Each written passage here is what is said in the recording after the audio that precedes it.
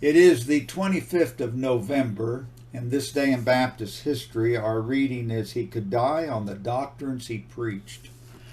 Our verse of Scripture comes from Romans chapter 8 and verse 36. As it is written, for thy sake we are killed all the day long. We are accounted as sheep for the slaughter.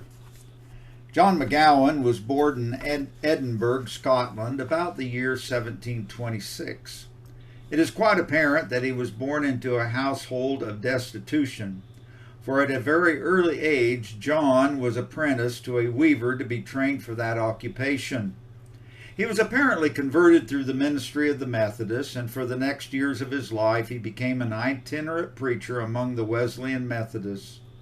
In the course of his studies he prepared to preach. Mr. McGowan began to question the Arminian approach to theology that characterizes the Methodists. Gradually he became Calvinistic in his theological outlook, and this led him to his uniting with the Independents. Continued study produced an unrest in the sincere man of God concerning the doctrine of baptism. After a thorough examination of the Scriptures, John McGowan repudiated infant baptism and was immersed as a believer. He then threw his lot in with the particular Baptists of his day. This slow spiritual mutation ultimately produced a position of truth that he could lucidly defend.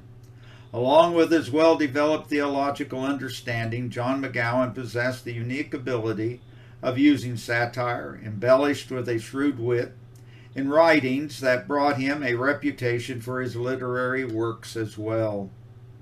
When 7 young students were expelled from Oxford for indulging in private worship, Reverend McGowan went into print with a message entitled The Shaver or Priesthood Defended. George Whitefield and the Countess of Huntingdon also condemned the university officials for their action. But the attack against the university officials that produced the greatest result was that of Reverend McGowan. Following his change of convictions, Mr. McGowan was asked by the congregation of the Devonshire Square Baptist Church in London to supply their pulpit in 1767.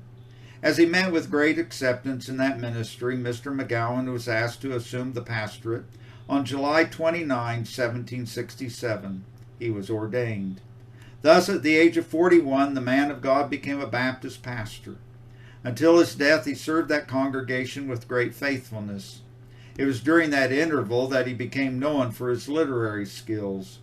Many religious writings of that period continued the pattern of John Bunyan from the previous century and wrote allegories.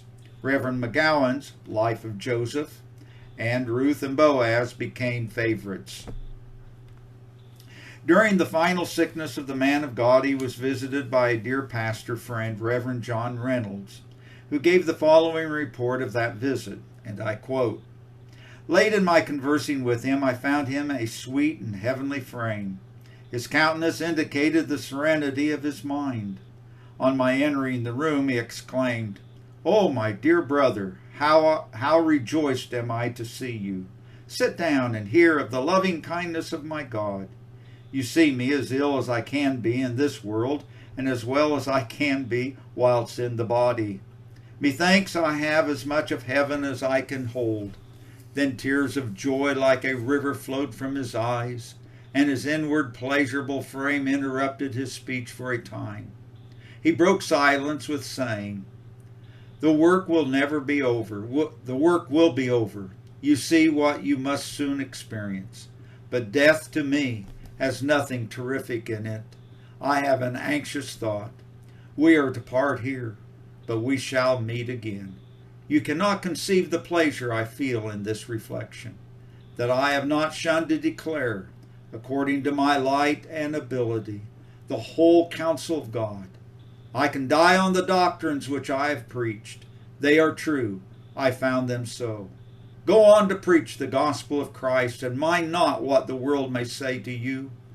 All the while I sat silent, and rising up to take my leave, fearing he would spend his strength too much, he immediately took me by the hand, and weeping over each other, we wished mutual blessings. Upon parting, he said, 'My dear brother, farewell. I shall see you no more. Thus I left my esteemed friend and brother, and on Saturday evening his immortal spirit left the body to go to the world of bliss and keep an eternal Sabbath with God, angels, and saints."